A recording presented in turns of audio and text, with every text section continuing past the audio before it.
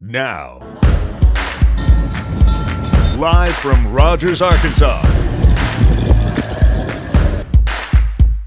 watching the Ozark skies from Walton and Walnut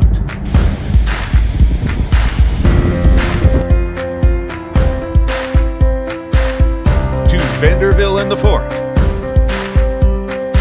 Here's the whiz of Oz weather, Garrett Lewis.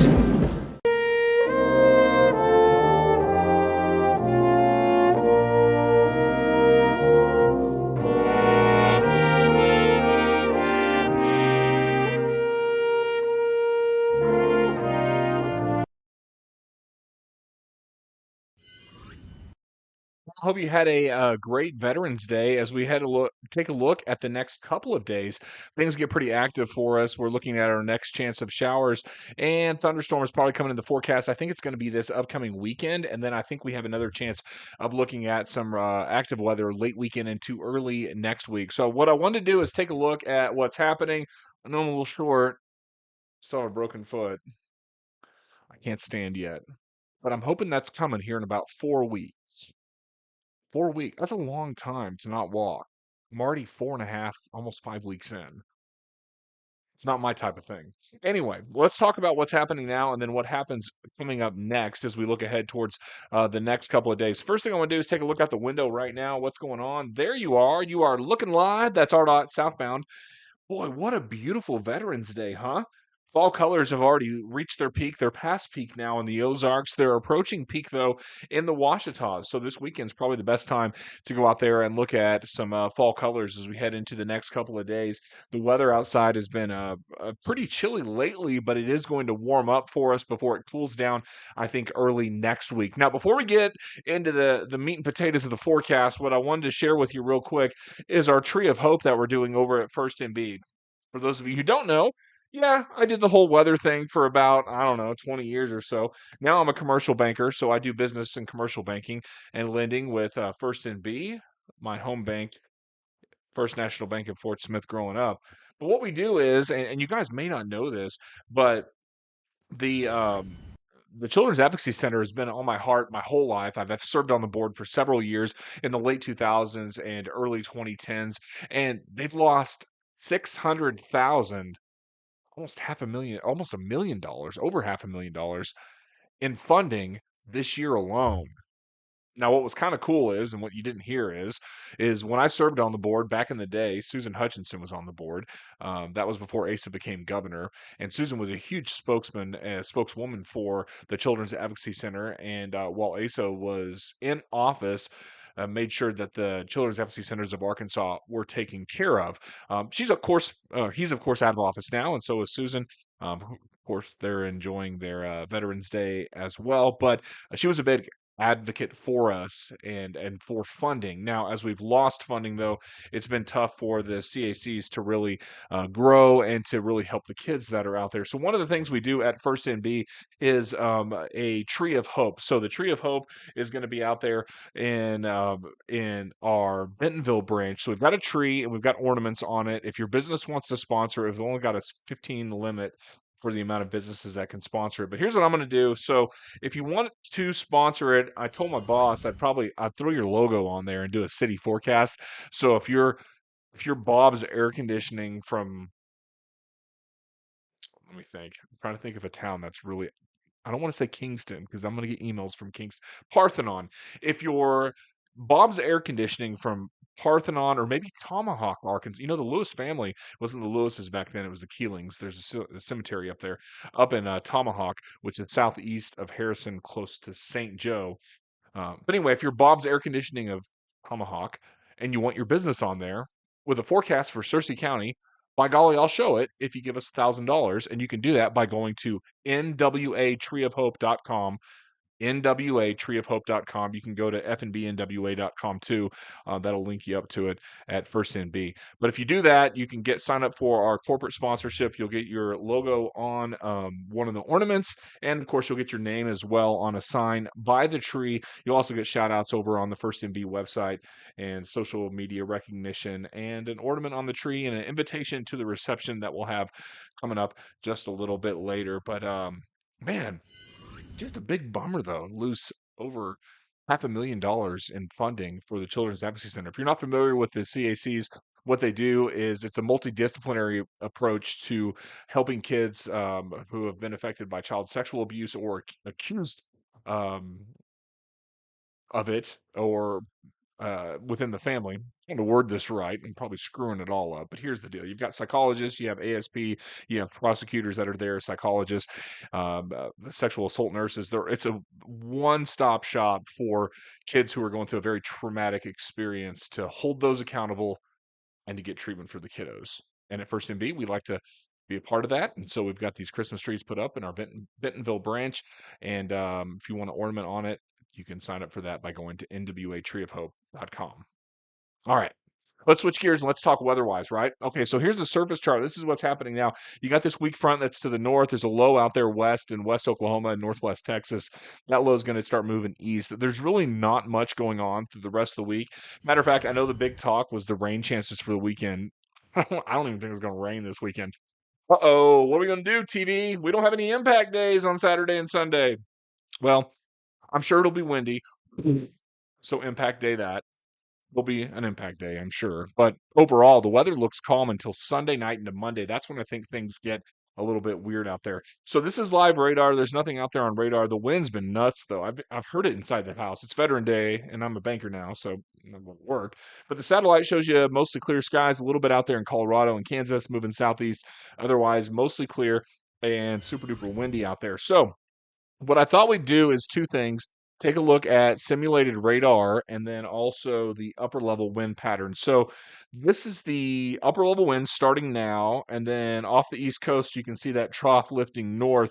There's not much in there as we go through the next couple of days. In fact, there's a little bit of that upside down U shape. That's a ridge that builds north up through Minnesota, Wisconsin.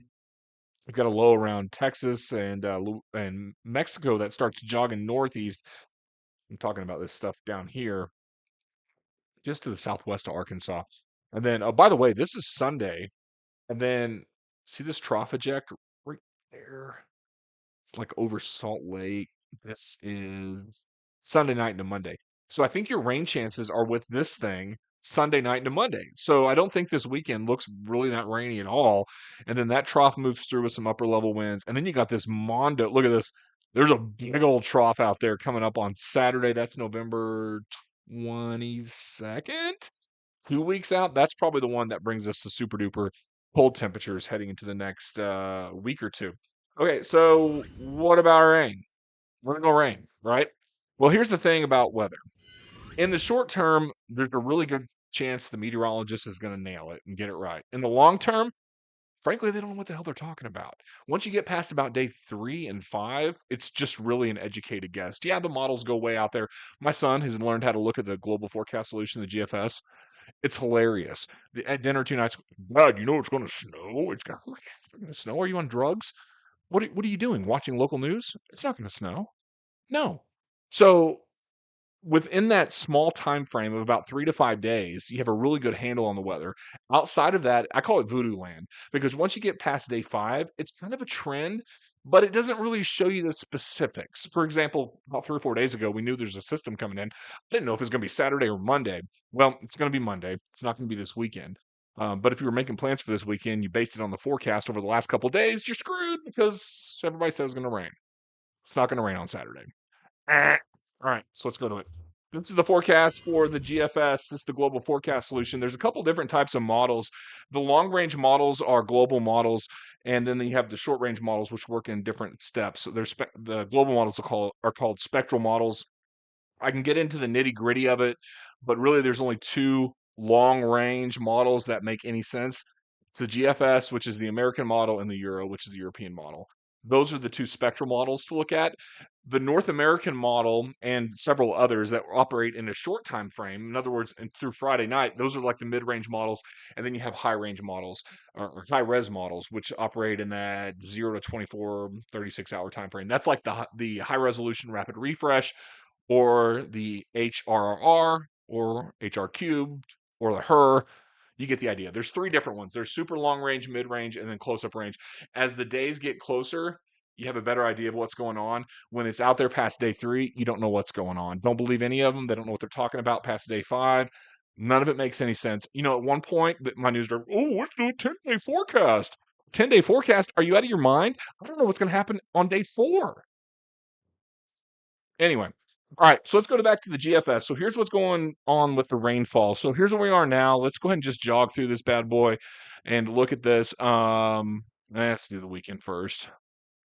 So this is Saturday morning, nada. Saturday evening, right there, nada. Sunday morning, nothing. Sunday evening, this is Monday.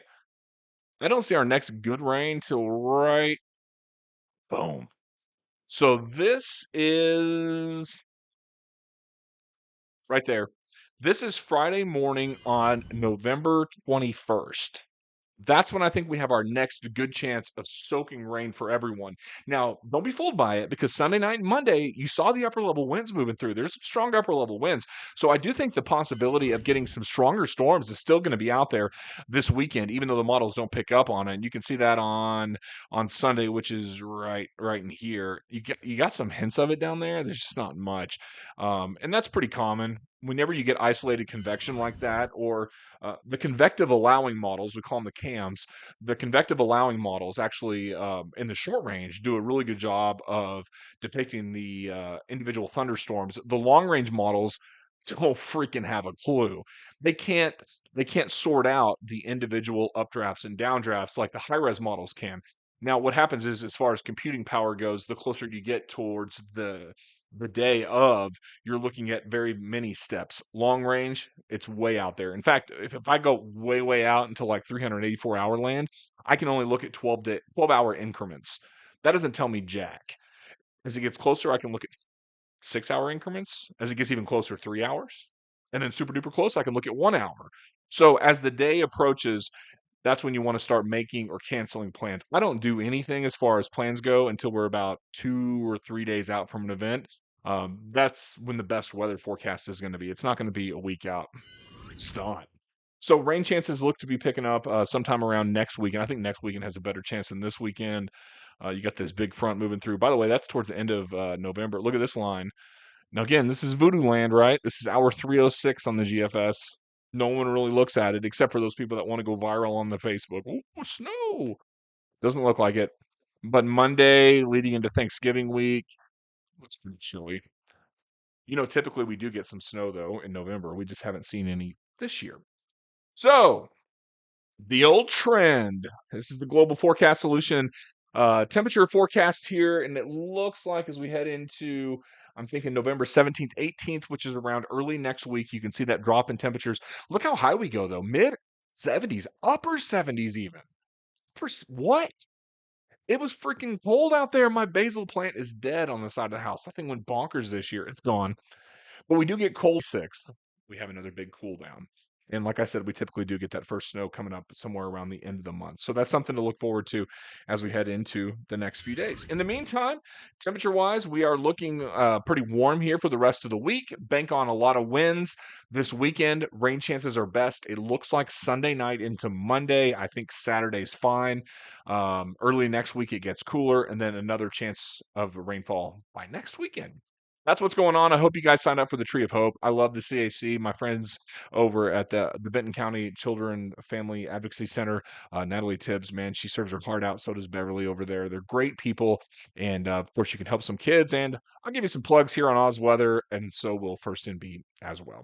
Hope you have a great evening, guys, on this Veterans Day. Temperatures are wonderful outside. Get out and enjoy it. The fall leaves have reached peak already in the Ozarks. They're at peak this weekend in the Washitas. Make it a great evening. I'll see you next time.